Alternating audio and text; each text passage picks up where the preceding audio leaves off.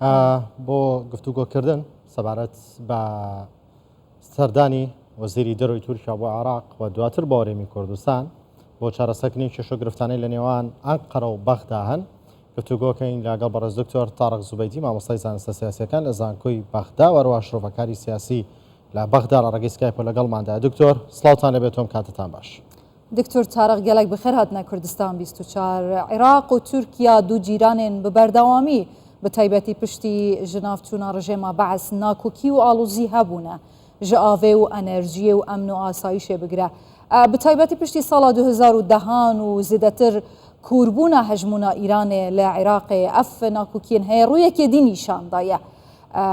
Mirov dikare bêje di vê demê de Îran û Tirkiye bi taybetî piştî û kabîneyan û ya hikûmeta Tirkiye dikarin bibine du cîranên baş?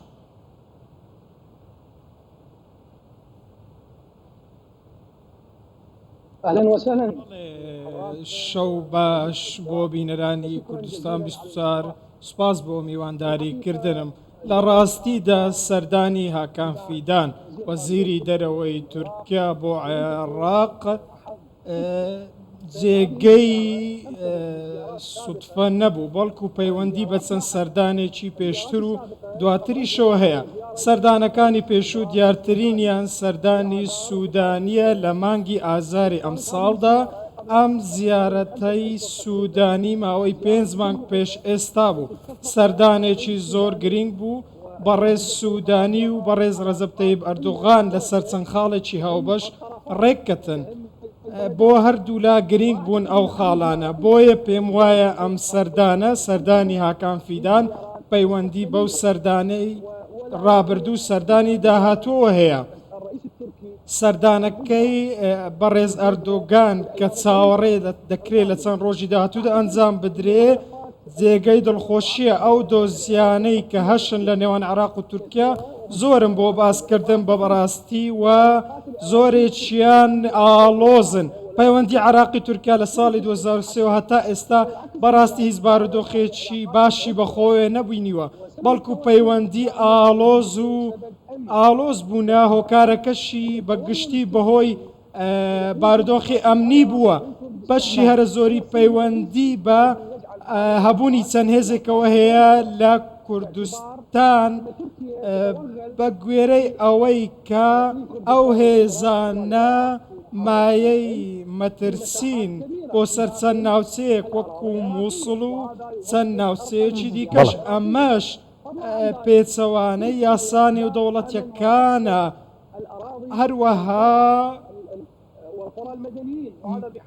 لایەنە ئەمنیەکانی دیکەش تاوتوێ کراون و حکومەت دەیەوێت ئەم کێشەیە چارەسەر بکرێت. بۆیە ئەم سەردانیکردنە پێم وایە چارەسەری هەندێک لە کێشەکان دەکا بۆ ئەوەی بتوانن لە یەکتر نزیک ببنەوە.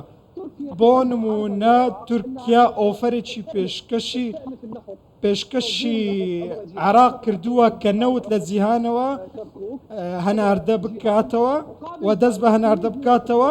لە بەرامبەردا داوای لە حکوومەت کردووە کە حکوومەتی عێراقی گلۆپی سەوزی بداتێ بۆ دەستپێکردنی ئۆپەراسیۆنی سەربازی لە چەند ناوچەیەک. ئەمەش پێم وایە هێشتا جێگەی مشتومڕە لە نێوان هەردوو لە ڕاستە. تورکیا بەرگری لە ئەمنی قەومی خۆی دەکا، بەڵام ئەمە هێشتا مای گفتوگۆیە لەگەڵ حکوومەتی عێراق. بەڵێ دکتۆر هاکان فیدان لە کۆنگرە ڕۆژاوانەکەی لەگەڵ فاتح حوسێن وەزیری دەرەوەی عێراق داوای کردووە کە عێراق بە فەرمی پەکەکە بە ڕێکخراوێکی تێرۆریستی بناسێنێت. پێتان وایە عێراق ئەمە بکات؟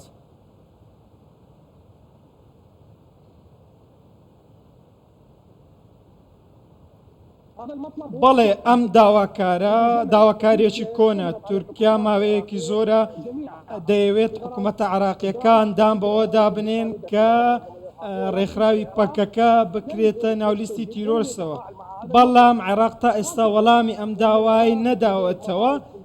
لە کاتێکدا کە عێراقیش داواکاری هەیە لە تورکیاوە دەیەوێت بەشە ئاویەکانی خۆی لە تورکیا بە شێوازێکی دادپەروانە بەدەست بێنێ. ڕاستە گۆڕانکاری کەشوهەوا زیانی هەبووە بۆ هەموو دنیا، بەڵام پێویستە تورکیا و عێراق زیانی کەشوهەوا لە نێوان خۆیاندا دابەش بکەن و بەشە ئاوەکان بە دادپەروەری دابەش بکرێن. ئەمە سەبارەت بە پرسی ئاو، ئەمە داواکاری یەکەمە. داواکاری دووەمیش ڕەنگە لەم نێوەندەدا پرسی نەوت و هەناردەکردنەوە بوروژێنرێتەوە، بەڵام ئەمە هەروە ئاسان نییە پەسەند بکرێ بەڕاستی، چونکە هێشتا لە پرسی دیکە هەن لە نێوان هەردوو حکوومەتدا. من پێم وایە هەماهەنگێکی باش هەیە لە نێوان حکوومەتی هەرێمی کوردستان و بەغدا، ئەمە شارمەتی دەردەبێت لەوەی پەیوەندەکانی تورکیا و عێراق بەرەو ئاستێکی باشتر بچن. لە ئێستادا تورکیا پێویستی بە عێراقە، چونکە قەیرانێکی ئەمنی لە تورکیا هەیە و تورکیا درکی بەوە کردووە ئەم قەیرانە بەهێزی سەربازی چارەسەر ناکرێ، بەڵکو گەیشتۆتە ئەو باوەڕێی کە چارەسەرکردنی قەیرانی پەکەکە پێویستە هەماهەنگی لەگەڵ کوردستان و عێراق و هەرسێ لا هەماهەنگی بکەن بۆ چارەسەرکردنی کێشەی پەکەکە. ئەم هەماهەنگیە دەتوانێت چارەسەرێکی باش بێنێتە ئاراوە لە بەرژەوەندی هەموو لایەک بێتە ئاراوە. ئەمە کێشەیەکی زۆر گەورەیە، بەڕاستی کێشەیەکی درێژخایەنە، بۆیە پێویستمان بە هەماهەنگیە و لە هەشتاکانەوە ئێمە سەرقاڵی چارەسەرکردن کێشەین. دکتۆر تارق، ئارمانجا تورکیایەک و ئاستێ بازرگانی دیگەل عێراقێ بگەهێنیتە سەروی 25 ملیارد دۆلاران دە ساڵێکێدا. ئەvە دەدەمەکیدا و تورکیا دە قەیرانên کورên ئابووریدا دەرباز دەبیتن. ئایا vê ساحەیە بەرفراها بازرگانی ممکنە سبارۆژێدا زێدەتر سیاسی ئیران دێڕێ بدەتن یان ژی ئیمکان تێدایە ئاستانگیان بۆ چێکات ji ber ku bi berdewamî Îranê heweldaya bibîte şongirê Tirkiya di henardekirina kala û berhemên xwe da ji bo Iraq. ململانەی ئێران و تورکیا لە عێراقدا ململانەیەکی دیارە. تورکیا و ئێران ململانێ دەکەن و کێبڕچێ دەکەن بە مەبەستی بەدەستهێنانی کۆنتترۆل لەسەر عێراق و بتوانن، بەڵام لە ئێستادا ئەو کۆنتترۆلکردە پەیوەندی بە ئابوووریەوە هەیە زیاتر. تورکیا ئابووری بازرگانی باش لەگەڵ عێراق ئەنجام دەدا.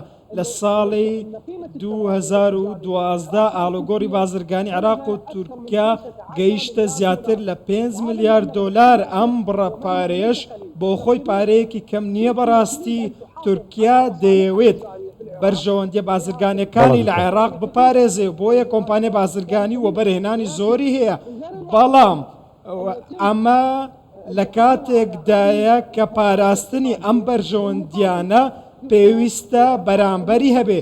پێویستە عێراق مەرجدا بنێ بۆ تورکیا بە شێوەیە کە عێراقیش بتوانێت سوود ببینێت، بە هەمان شێوەی ئەوەی تورکیا سوود دەبینێ بۆ ئەوەی سوودەکە پەیوەندی بە هەردوو لابێ و هەردوو لا بتوانێت سوود ببینێ.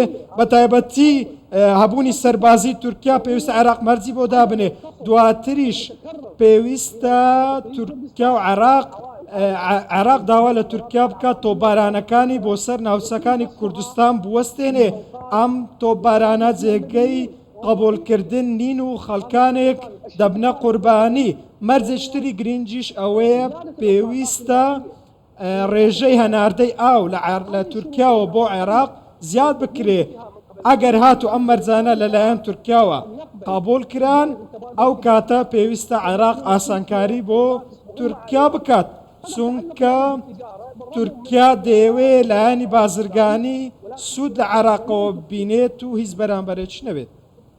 بەێ دکتۆر تارق ببوورە هەفکارێ بن باوەرم داوی پرسیار هەبوو.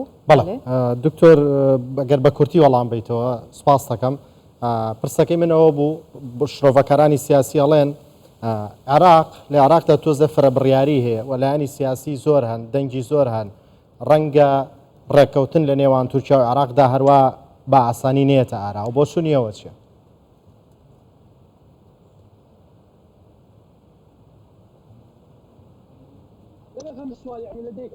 بەوەرە ئەگەر بتوانیت ئەوەی ڕاست ئەگەر بتوان پرسیارەکە دووبارە بکەیتەوە. پرسیارەکەی من ئەوە بوو شرۆڤەکارانی سیاسی ئەڵێن لە عێراقدا لایانی سیاسی زۆر هەن و بۆچوونی جیاوازی زۆر هەن ڕەنگە عێراق و تورکیا نتوانن هەروە بە ئاسانی بگەنە ڕێکەوتن. بابەتە ڕاستەوخۆ پەیوەندی بە محەممەد شیع سوودانیەوە پێویستە گفتوگۆ لەگەڵ محەممەد شیع سوودانی و سەرۆکە زیرانی حکوومەتی هەرێمی کوردستان بکرێت. ئایرا پێویستە ئەم دوانە بگەنە ڕێککەوتن بەڕێز محەممەد شیع سوودانی و بەڕێز سەرۆکە زیرانی حکوومەتی هەرێمی کوردستان ئەوانە سەرپشکن لە مامەڵەکردن و ئەوانە دەتوانن ڕێککەوتن بکات. ئەوانە دوو لایەنن لە گفتوگۆکاندا ڕۆڵیان هەیە. سەبارەت بە گفتوگۆ لەگەڵ لایەن و پارتەکان ئەم گفتوگۆیانە هیچ سیفەتێکی ڕسمیان نییە و ئەوانەی گوتم ئەوانە ڕسمین. گەلەک سپاس دکتۆر تارق زوبەیدی شرۆڤەکاری سیاسی ji Bexdayê.